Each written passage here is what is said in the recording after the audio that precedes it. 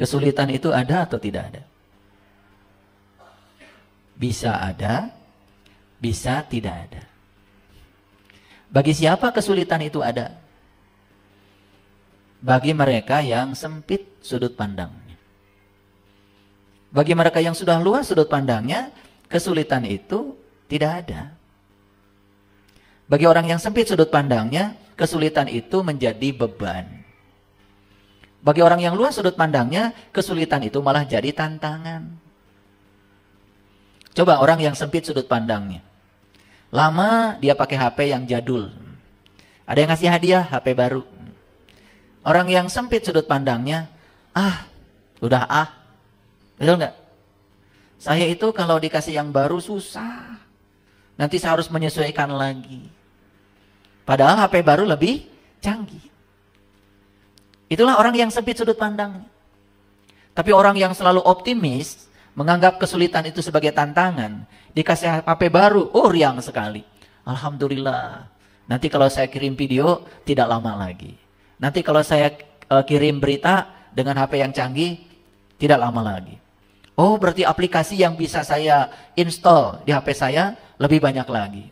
Dia bahkan kesulitan itu dijadikan sebagai tantangan. Itu bedanya. Nah, ada pertanyaan sederhana sebelum saya kajian hari ini. Masih ada nggak dalam hidupnya merasakan hidup itu sebagai beban? Masih ada? Masih ada? Oke. Ya, tidak usah dijawab keras-keras. Karena saya juga udah tahu. Kan dari wajahnya kelihatan ya. Yang hidupnya beban dengan yang hidupnya sudah penuh dengan sukacita. Kelihatan. Ya. Nyanyi nggak bisa. Joget nggak bisa. Ada musik, padahal sudah jiwanya itu sudah meronta-ronta, pengen joget. Tahan. Ya. Hidup yang semacam itu, ya tidak bisa dinikmati, tidak bisa dirayakan. Hidup terlalu serius. Akibatnya, cepat tua. Proses kematian sel dalam tubuh begitu cepat.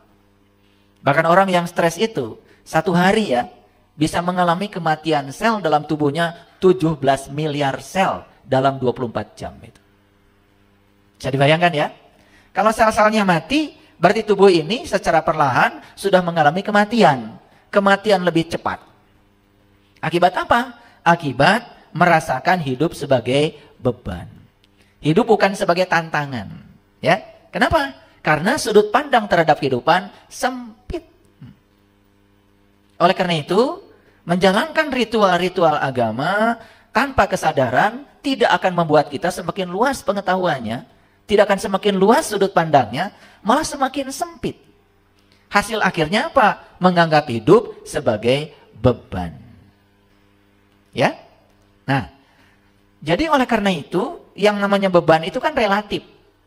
Bagi seseorang bisa jadi beban, bagi orang lain malah tidak terasa sebagai beban. Kan tergantung dari kekuatan yang dimiliki oleh dirinya sendiri. Jadi oleh karena itu, kenapa kita penting untuk meningkatkan kualitas pikiran, kualitas kata-kata, dan kualitas perbuatan kita, supaya hidup ini adalah perayaan. Supaya hidup ini bukan sebagai beban. Hidup ini sebagai tantangan untuk selalu meningkatkan kualitas diri. Sehingga puncaknya kehidupan tentu saja mendapatkan kemerdekaan. Ya, gitu. Kira-kira itu topik kita hari ini. Oleh karena itu, izinkan saya untuk membahas bagaimana caranya supaya kegelapan itu berevolusi menjadi cahaya. Saya tidak menyebut revolusi ya, tapi evolusi. Kalau evolusi berarti tahap demi tahap. Ya, jadi tidak perlu khawatir ketika kita berjalan lambat, yang penting terus-menerus berjalan. Ulangi ya. Tidak perlu khawatir kita berjalan lambat, yang penting terus-menerus berjalan. Karena hidup itu seperti mengayuh sepeda. Kalau berhenti mengayuh, maka pasti akan jatuh. Ya, saya sedang bikin sumur tuh di Jelekong.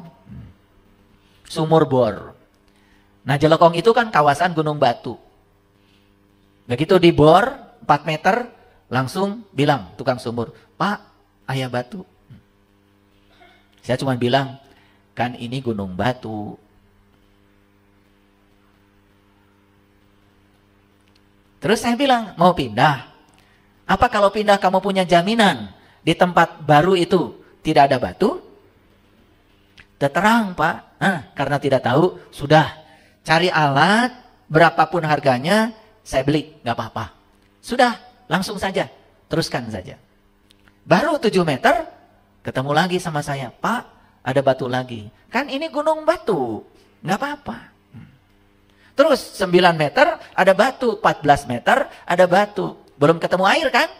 Bayangkan ya, kalau kita ketemu batu berhenti, pindah ke tempat lain. Ketemu batu lagi berhenti, pindah ke tempat lain. Bisa jadi kita menghabiskan banyak uang, umur, betul nggak? Waktu dan air yang dicari tidak ketemu. Sebulan setengah akhirnya bikin sumur, dan sekarang air bening dari sumur itu sudah keluar. Sorak semuanya. Pada kedalaman 40 meter. Padahal di kedalaman 37 meter belum ketemu air, hampir saja ini tukang sumur berhenti. Nah, kita itu sering berhenti di saat kesuksesan hampir datang menjelang karena kita tidak punya sudut pandang yang luas. Berbeda sedikit dengan pasangan, bukan diteruskan, malah berpikir cari yang baru. Sama seperti bikin sumur, mual angges-angges. Gak akan beres-beres. Nah, ketika kita meninggalkan ya semua perjuangan kita yang lalu karena ada hambatan, apa yang terjadi? Kita tidak dapat apa-apa. Bayangkan ya, kalau si tukang sumur itu berhenti pada kedalaman 37 meter, pada 3 meter lagi dia akan mendapatkan air. Kan dia juga tidak dapat bayaran dari saya. Betul nggak? Itulah gambaran kehidupan kita. Kita itu sering sekali berhenti di titik di mana yang kita cari hampir ketemu. Kadang-kadang kita sering berubah dengan apa kata orang tentang diri kita. Baru saja orang bilang, ini itu, langsung sudah mundur, mengkerut.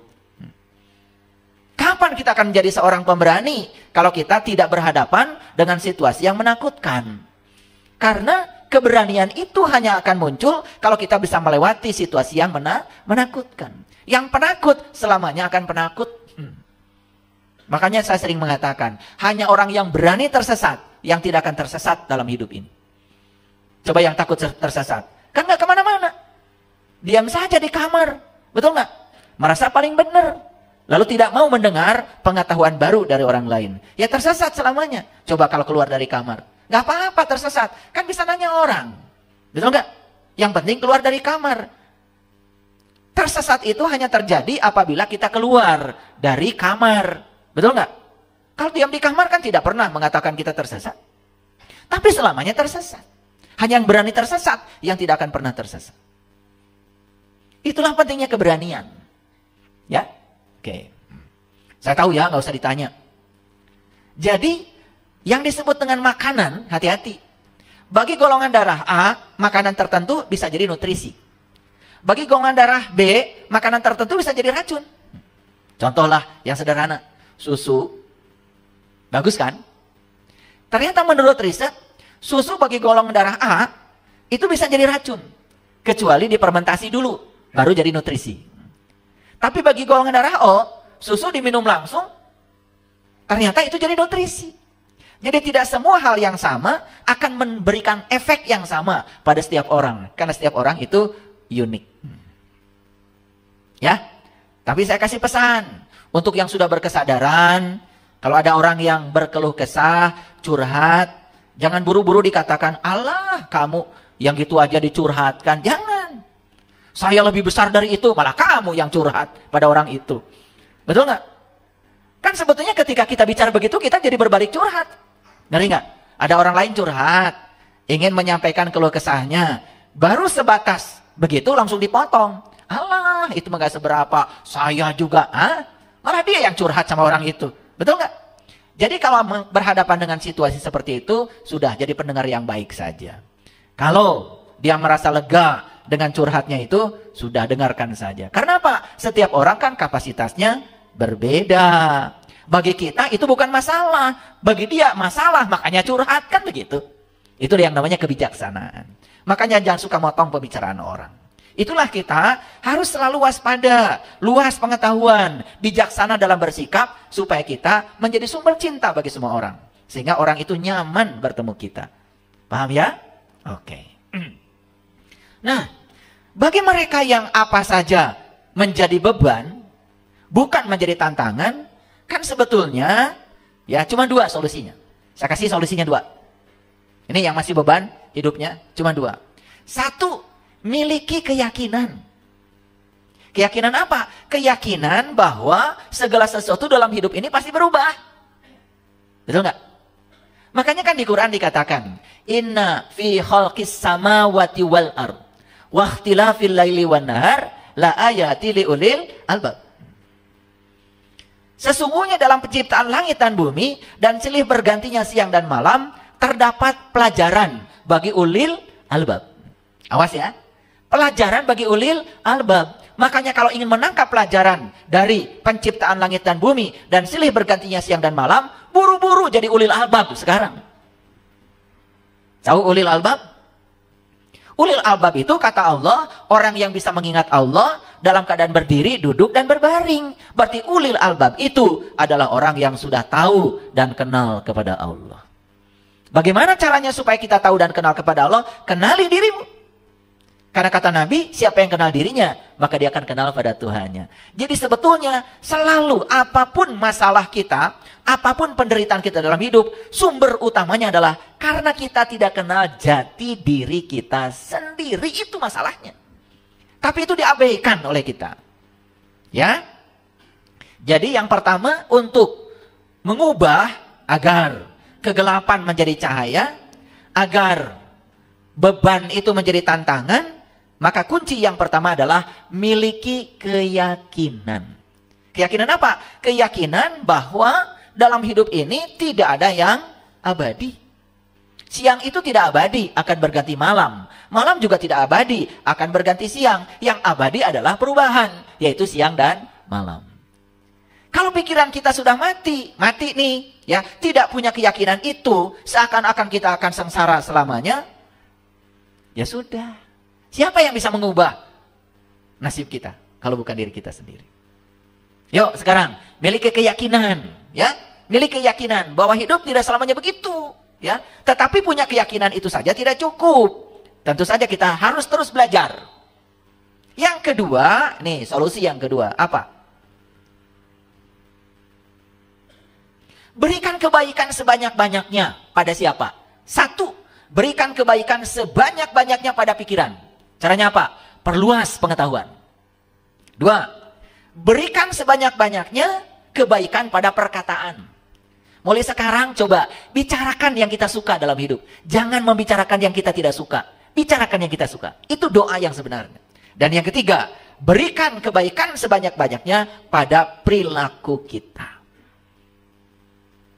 Ini, kalau kita menjalankan yang dua ini, ya Allah.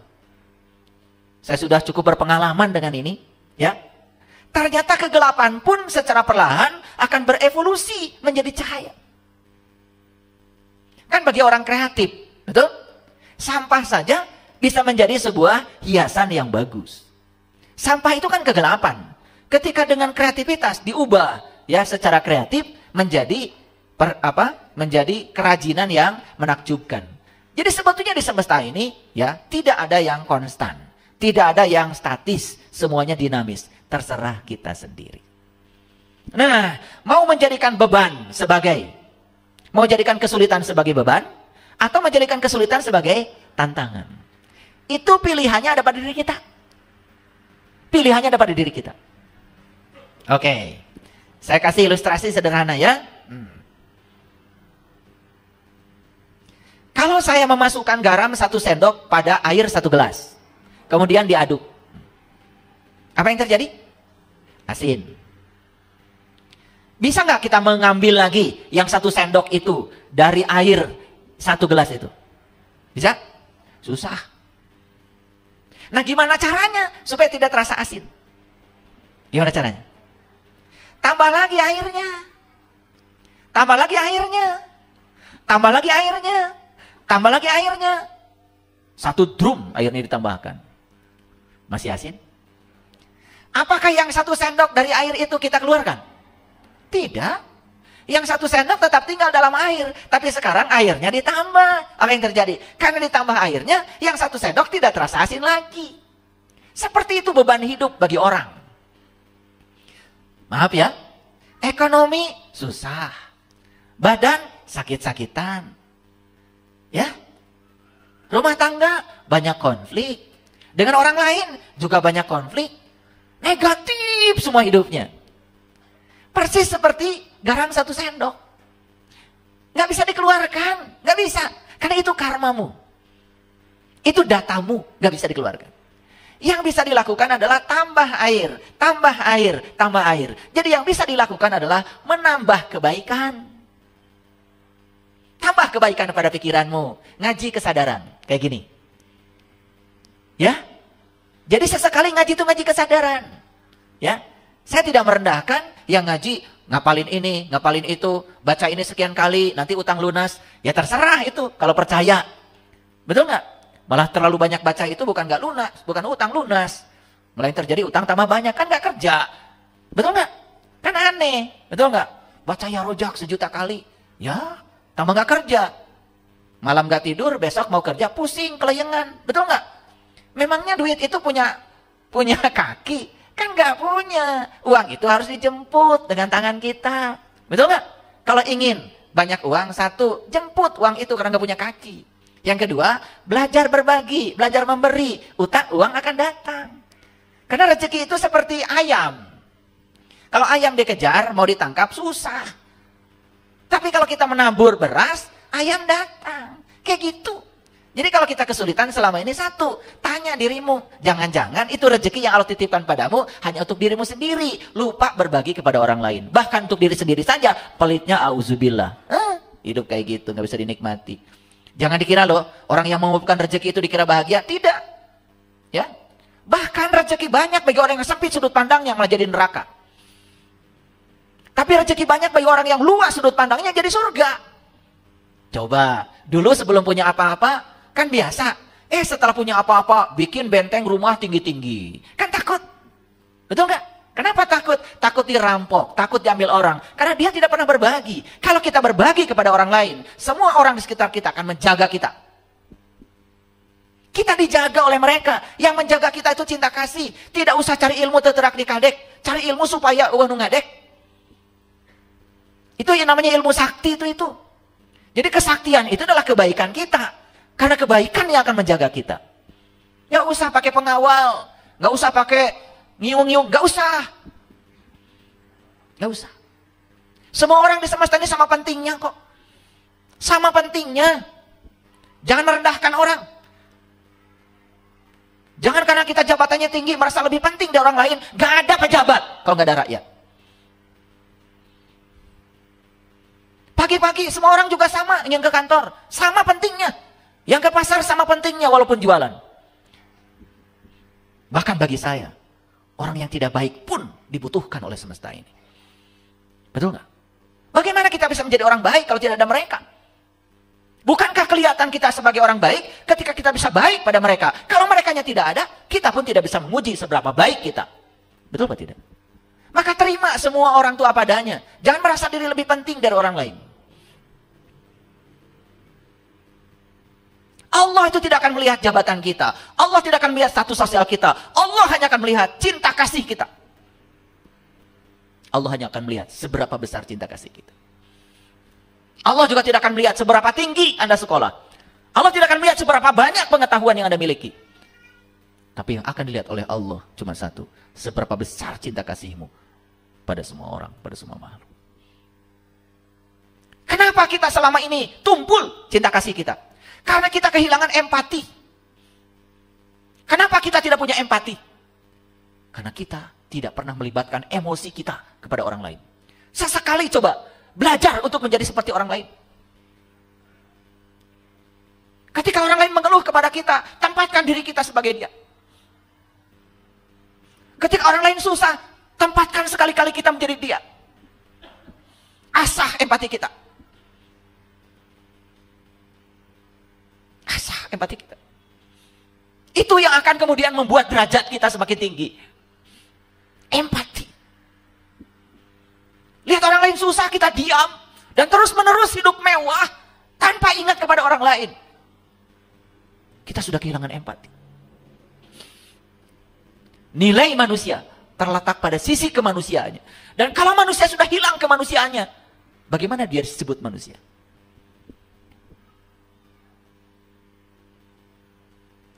Bahkan berani merendahkan orang lain, berani menghina orang lain, mencaci maki orang lain. Ya Allah, HP ini hadirin terlalu sering digunakan untuk menghujat, rusak HP-nya. Kalau nggak jatuh. Jadi kalau lihat HP nggak mulus, itu jangan-jangan HP-nya terlalu banyak dipakai untuk menebarkan energi negatif itu. Ini hukum alam. Makanya kalau lihat orang perilakunya seperti apa, lihat aja sekarang HP-nya. Bonyok-bonyok HP-nya, itu pasti ada masalah. Saya ngomong, benar loh, serius ini. Karena saya mengamati. Apapun barang, kalau dijaga dengan cinta kasih, dia tidak akan rusak. Sama seperti tubuh kita. Kalau dijaga dengan cinta kasih, kasih makanan yang layak buat tubuh ini. Kasih nutrisi yang bagus buat tubuh ini. Kasih pikiran yang bagus buat pikiran ini. Tubuh ini tidak akan sakit. Dia akan melayani kita. Jadi kalau tubuh sakit,